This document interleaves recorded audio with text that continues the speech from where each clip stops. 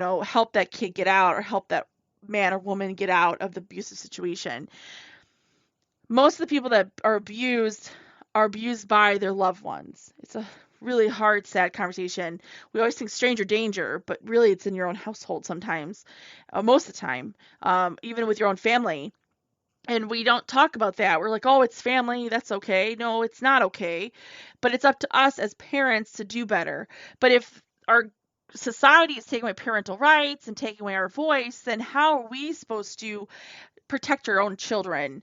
And then we're going this vicious circle of whose right should the government have a say in our own family? Should the government do this? Should we do this? And it's a tough conversation. And being a traveler and going in and out of these communities and listening to stories and seeing stories and asking the whys and whats and seeing video evidence and like literally trying to sit there and go, wow, this is bigger than just my organization. Like I handle we build an organization for bikers because they bracket the different income brackets. They're different races. They're different race. They're different. Different people ride different income bracket. They expand through the entire different fields, and it's not like one or the other or this certain type of people. They're different political views, and so to me, if I'm going to make a difference, because such a vast community are riders, then I'm going to sit there and make it in the biker world. And plus, they keep getting hit by cages or cars and not being seen on the road. And so if my organization can help that, for us to be aware of, hey, bikers do a lot for your community. They're there for you. They have support system. They're there to help you and listen to you. There's different bike organizations there to help. Mind you, some of the bikers have their own families. You got to respect that. You got to respect the club, like educating the society of saying, hey, they're not to be afraid of. They just live differently, and it's not for you to judge that. And we should be able to accept that. Like, just because it's not part of your little bubble, which sadly our society, the norm, has this bubble of what's supposed to be, when we pop it, you realize there's a whole lot of color beyond just black and white of society's viewpoints and the norms. And it's a tough conversation. So as traveling, we went to Rican, Georgia to be there and talk to the school board. Well, I love being with my bikers and the drive was beautiful. Like I love Georgia.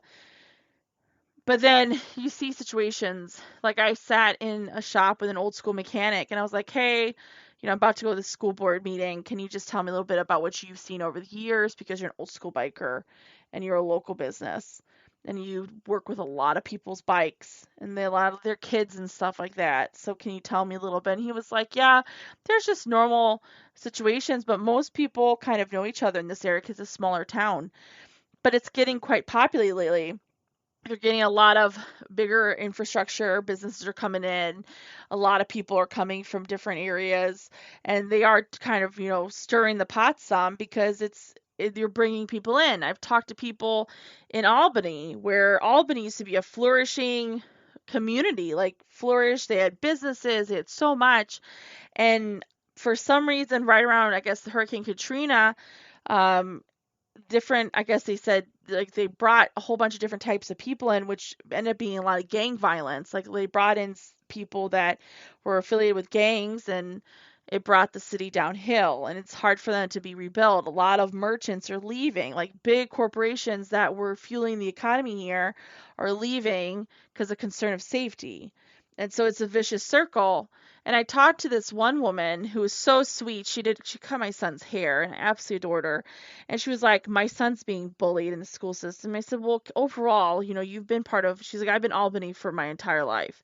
And I said, so you've seen the school systems and towns change? She says, yes. She's like, the town used to not be this way. She's like, the towns in Albany, like the Albany area used to be really awesome. A lot of beautiful things would happen with the arts, the music, as well as for the school systems. Like people would handle it differently, and they had a lot of job opportunity, and those job opportunities left, which caused the Albany community to like dwindle. And there's a lot of local business here, which is cool to see. But crime escalated right around Hurricane Katrina. So I guess because of Hurricane Katrina, they had a lot of situations where people were displaced, like didn't have a home, so they had to go somewhere, and so they brought them all to Albany. And a lot of the people that they brought were part of gang violence. Now, again, this is just me hearing word of mouth. Like this is I have not checked my sources. So I want to emphasize that to you guys. I'm still learning and I'm still checking my sources on this comment. But that's been a consistent basis from all walks of life. Doesn't matter what color you are, doesn't matter who you are. It's been pretty consistent of why Albany's economy and Albany City has become one of the biggest murder capitals of the world. On top of that, so it's been fascinating to sit there and be in this community. I mean, everything. I mean, I've been through Albany. I enjoyed it. I went through during the day. Um, People are very nice in Georgia. I've never had an issue. Very southern hospitality. They remind me of the Midwest, where they want to talk to you and they want to listen to you and they care about who you are. Can't describe how wonderful the people of Georgia are. And I've been in and out of different little towns. And, the cool thing is to see the towns. Now, some towns are hard. Like there was a time when I was driving to Savannah, Rican area, all the little towns going there. It was like a 2.5 hour drive. And we went through all back roads except one interstate, which I think was 73 or it was 80s. I'm not sure which one it was, but it was the one that started with the 8. And I ended up driving to this town, and they had like multiple, like everything surrounding it was built and was working, but the town itself, like those cool buildings, you know how you go through the downtown and they have those cool brick buildings that are like, the cool brick buildings of the old small towns. All of it was empty. Like there was nothing there. And I was kind of sad. And I was like, this is kind of why? Like, why are we rebuilding and not supporting what's already been there?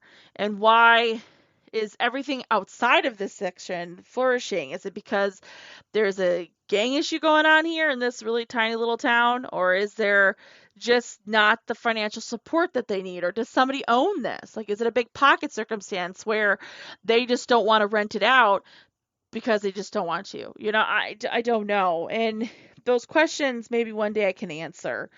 Maybe one day as I travel, I'll get more answers. But this happens all around the United States. Even when I was younger, I remember driving back to Wisconsin to see family and going through Indiana. And we went through like some cool towns in Indiana, and a lot of the smaller towns were just vacant. Like there was nothing there. Nothing was in those shops. They had a Walmart down the street, and Walmart was completely busy.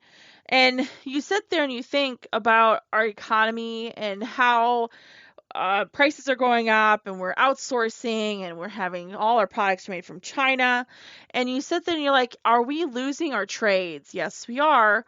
But there's also a flourish of people doing trades again, doing leather making, doing blacksmith, stuff like also working on, their hands. Like it's a priceless process, and I hope it comes back. I hope we get inspired to sit there and realize we're just tired of being owned. We're tired of sitting there being sheep and just start doing what we need to do. Maybe bring back bartering again if we have to. I love to barter. Like, hey, you scratch my back, I scratch yours. Like, listen, I'll go out and print a whole bunch of posters if you can help hand them out for me, and then I'll give you free advertising because you're assisting me with your gas.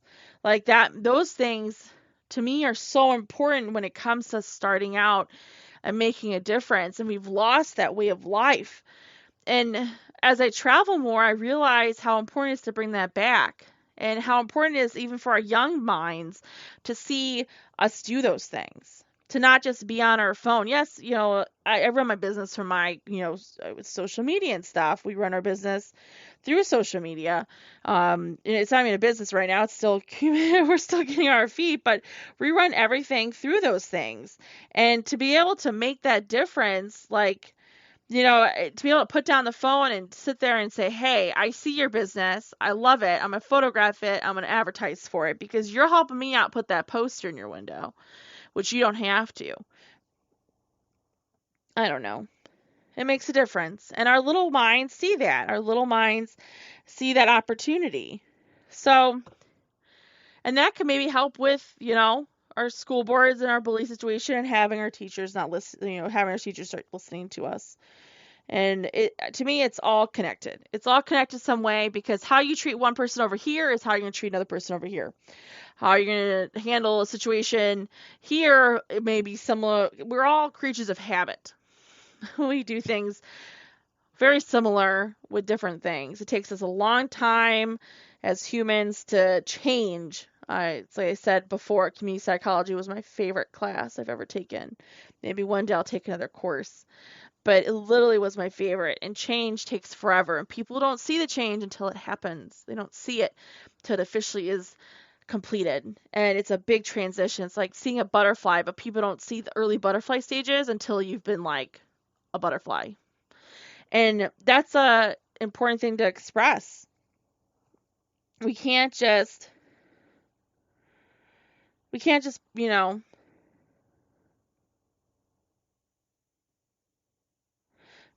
can't keep pushing things under the rug. We can't keep making excuses for ourselves, for how we're treating the human beings of each other. And mind you, as we get better at communicating, as we get better at active listening, we still have beliefs. Like you still have core beliefs you got to trust. You got to trust those. Like I've talked to so many people around up and down Virginia, North Carolina, South Carolina, and Georgia, and Florida, and Alabama. And it's fascinating to sit there and have people believe completely different things and still have a good heart, very big heart, and extreme conversation. And also pick each other's brains. Like it's really special. And it's special. So I hope that this helps. I hope this makes a difference. I hope that we can do better in the long term. I just don't know how we're going to do that. I don't know yet. I haven't put my thumb on it yet. But anyway, so I've been traveling around, but not just like vacation wise. I wish this could be a funner podcast, but we did. We did go to we went to the Air Force Museum. Let me call them out because they were so nice. There was a bunch of retirees there that were volunteering and working at the big Air Force Museum, or the Aviation Museum.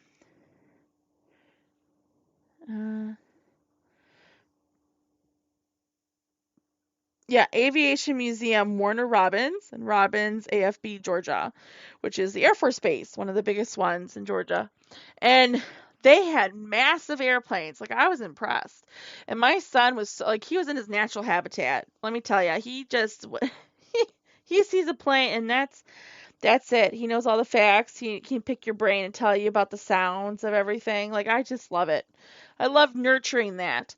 And, yeah, he had fun. And then we went to the Albany Animal Park here, and it was really cool. It's a small park. But listen, I'm a big woman and I'm still walking. And I was walking down that park and I was like, when is this going to end? When is this going to end? And I got confused that we were supposed to go because they had signs that were like, don't go down that road. Don't go down, or this is only staff only. And I was like, isn't this supposed to be a big circle? Because she pointed to the circle in the opposite direction. And so I was thinking we were going this, right. And we were really going left. And I realized that I took the wrong, I went backwards. We went backwards. So we saw the cheetahs first. There was a black bear, which was just beautiful. There was an eagle. There was so much there. The Madagascar, what are they called? Not red pandas. Like, I thought it was red panda, and I squealed, and I realized it was not a red panda. But it was a Madagascar, the fluffy ones, the ones that are in Lemurs, the lemurs, the red lemurs, and then they had a normal lemur too. And the lemurs were sleeping, so every time I moved, his eyes would pop open, and his big yellow eyes, and he would just stare, and then he would close it, and then I'd move again, and his eyes would pop open again. It was awesome. Good. It was a cool animal park, and people were so friendly. The people that worked there.